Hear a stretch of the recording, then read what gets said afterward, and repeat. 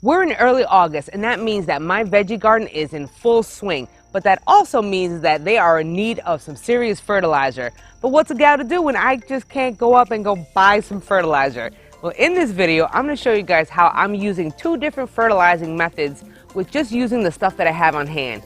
Granular fertilizer and compost. Let's go.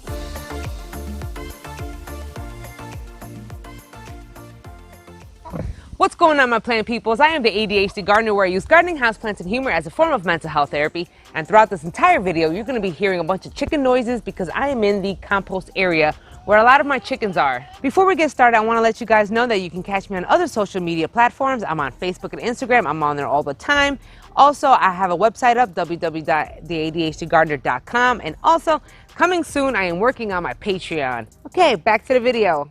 Now, the reason why I'm in my compost heap, that actually brings me to the first thing that's on the agenda, is making your own compost tea. Now, luckily, I have a bunch of compost piles all throughout my backyard, and I get Jose to be flipping them all the time so I can keep them in a real good state. You may ask yourself, why in the world do I have chickens in my compost? Well, in the compost area. Well, that's because every time they poops, they are just providing some more nutrients inside of the compost or the food scrap area, which is going to give me some nutrients in the end in the form of compost. What I'm going to be doing is taking the compost, putting it in a container, and then letting it seep with water. Yeah, if you think about it, you are kind of just extracting all the nutrients from the compost and putting it inside of the water. So this is going to take a little bit of time. I want to say at least 2 days, and also a lot of mixing, because you want to constantly, remember, agitate the compost in the water, which means a lot of the nutrients will come off of the compost into the water, and then boom, there you go, compost tea. He don't care. He's in the compost pile with me, and he's in the chicken coop. Luckily, my chickens are actually very used to my dogs because, you know. I'm very happy that Jose has been piling up the compost pretty high. So all I really have to do is just kind of take from the bottom and just put up a little compost inside of a bucket.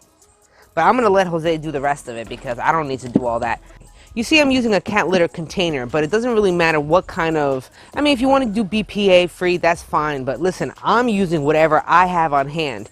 So I only just took a regular container, and I only put a little bit of compost inside of it. You don't want to overdo it, especially if you only have a small container.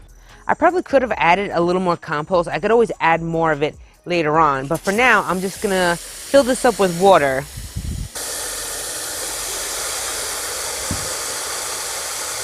Now we want to do is just aggravate the container full of water and compost. Now I'm just using a regular stick, okay, because you know what? One, that's free, and two, I don't want to be just sticking just anything in a bunch of compost water.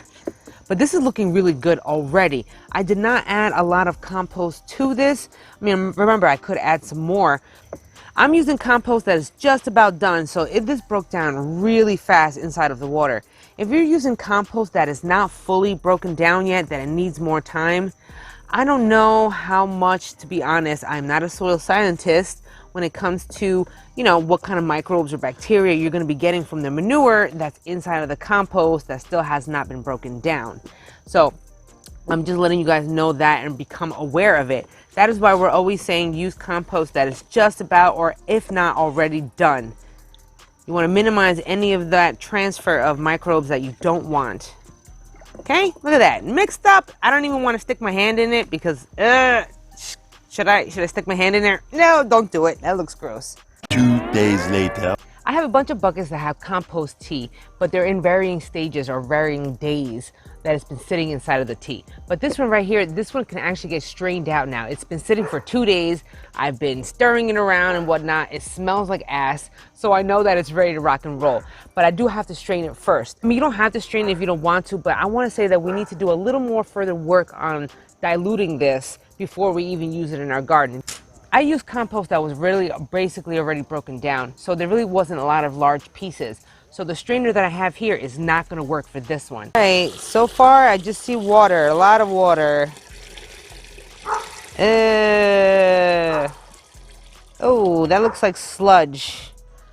That looks like sludge. That looks like, if you could just imagine, you know what I'm talking about. You know what this is exactly. You know exactly what I'm talking about when it looks like this. That is just not cool. But either way, it served its purpose. Now this compost can actually go back into the compost pile, to, you know, to help further break down all the other stuff. You can mix it into your garden beds. You can actually kind of skim off the remaining pieces of it that if you don't want it. Let's say if you want to put this into a fertilizer injector, you're going to need to really fine strain this. If you're not going to use a fertilizer injector into your hoses or for irrigation, then you don't really have to worry about it. You could just put it into a further bucket so you can just dilute it a little more. This stuff is really dark. Now, the darker it is, that means it's got more stuff in it. And that means that if you put it in directly into your plants right now, it could possibly burn. Now, I can't tell you that it is going to burn or not, but it is a possibility depending on how strong your compost tea is. This is why I think I want to be able to dilute this a little further, so just kind of brighten up that dark brown water. I want to stick my hands in there again. I just want to do it just so you can see what it looks like. Should I do it? Should I do it? No. That's gross. Welcome to option number 2, which is using whatever you have on hand inside of your garden area, like granular fertilizer. I know that's probably not the most conventional way of looking at it, using granular fertilizer as a liquid fertilizer, but if we need something right now, then you know what, liquid fertilizer is the best way to do it. And let's say we have to make our own, so we're gonna make our own. Now, a lot of these fertilizers are granular, which means that they are slow release, but being that I kind of need them like now, we're going to kind of speed up the process by soaking them in water. Now, letting your granular fertilizer steep in water over a long period of time hopefully will kind of like release a lot of that nutrients from this granular state and then seep into the water, which is what I'm going to be doing because you know what, I need it. I need some fertilizer. My plants are going yellow and we got to hit it now. I have tons of just organic fertilizer, granular of course. I also have some of that tomato stuff from the tomato fertilizer video. I'm gonna shoot you up right up here, down below, so you can go check that out. I also was given some granular fertilizer from Johnny Appleseed. Now, depending on what the NPK is of your fertilizer that you're using or whatever you have on hand, those numbers will give you a good idea or an estimate as to how strong your fertilizer is going to be. Now, let's say in addition to the granular fertilizers, you have a bunch of like add-ons. Like I have blood meal, I have Epsom salt, but I also have back guano. I know that looks a little weird, but this is a great source of phosphorus. Now remember, depending on what kind of fertilizer you want to create, NPK, do you want your fertilizer to be high in nitrogen? You're going to be adding more of the blood meal. If you want a fertilizer that's higher in phosphorus for the fruiting stage, you'd be putting more of the back guano, which is high in phosphorus. If you want a fertilizer that's just for your tomatoes or your other nightshade loving plants that require a lot more calcium, you would use and add on some more calcium, let's say calcium nitrate. If you don't have calcium nitrate or something to add on to that, you can even just crush up a bunch of like Tums or Rolaids and add that into it in the powder form into the water.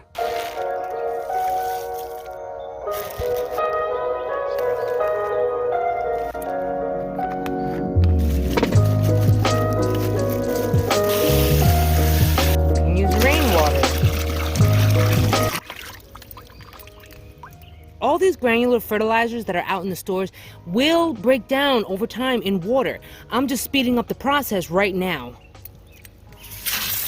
Be careful with your hands though, because over time, if you're not using gloves, I just did this without gloves just to show you what it looks like.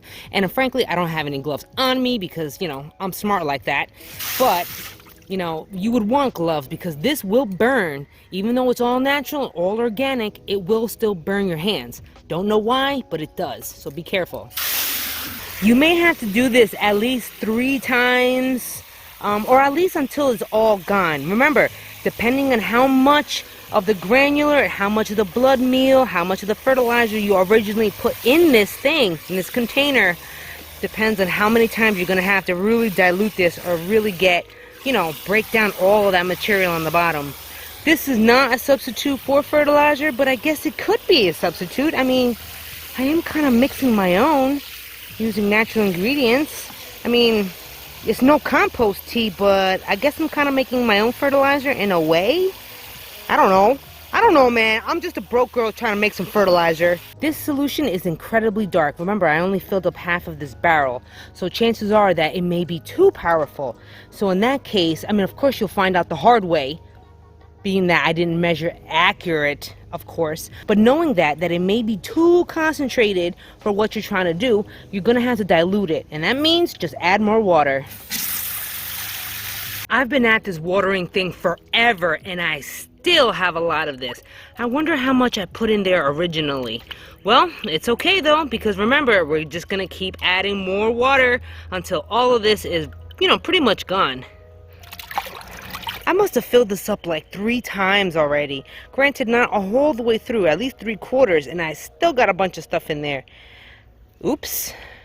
I have this thing right here. I don't know what it is. What is it called? A sump pump? No, a pumper. I don't know what you want to call this.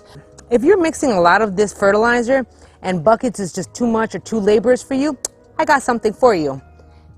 This pump right here, I don't know if it's called a sump pump or some sort of pump that will bring out the water. You leave one end into the water and the other part you connect a hose to it.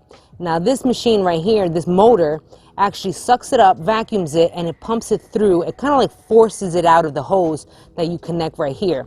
This in turn will allow you to water all of your plants with this machinery, kind of acting like a spigot from a hose or something like that. This actually worked out really good, and I had Jose luckily use his mechanic skills to get this motor running. You cannot let the bottom part of the hose get all the way down to the base where all the sediment is. That is not a good idea because it will actually clog up your pump. It will clog up your sprayer, your sprinkler, anything like that. How do I know? Because it did it to me. I hope you guys enjoyed this video and you really got some good information out of it. And remember, just because we don't have the money to just go out and go buy a lot of these materials or the fertilizers or any other garden things we're going to need in life, sometimes we could just kind of create them, make them up ourselves, or just find a way to do it if we just use a little bit of creativity and just kind of a little. Okay. I hope you enjoyed this video and you really got. I hope you enjoyed this video and you got some good information out of this. And I also just want to encourage you, like, just because we don't have the money right now exactly to buy the tools and the things that will kind of make our gardening lives easier, it's okay. We cannot give up. We just got to use a little creativity. I said, nope, not today. I'm going to figure it out. I'm going to go boo-hoo somewhere else, and then I'm going to get up, figure out how in the world I'm going to fertilize this. Oh, wait, Jack, you have compost. Oh, wait, you have granular fertilizer. What can I do with that? What can I do with that? And here we are. Everything worked out great, and my garden loved the fertilizers, so I can't complain. Will I be doing this again? Yes, I am, because I have to do it again this week. If you did enjoy this video and you want to show me some love, then don't forget to smash that like button. I really appreciate it. Also, if you haven't already, then consider subscribing. I drop a video every week and then some in between. Also, don't forget about the notification bell. Without the bell, you won't know I'm dropping a video. And those chickens are so loud. Another thing, you can catch me on Facebook and Instagram. You can catch me on the ADHDgardener.com. I'm on there too. And also, I am working very closely to finishing up on my Patreon, where we can all just chill together, we chat, we vlog together, and you know what, we live stream. Okay, whoo, that was a whole mouthful. So until the next episode, you guys, where we're going to be learning something from our mistakes and we just push forward, then you're going to be growing your happiness one plant at a time, one day at a time. So I'll catch you on the next episode. Peace and love, and we got this, because we going to be all right. Pounce.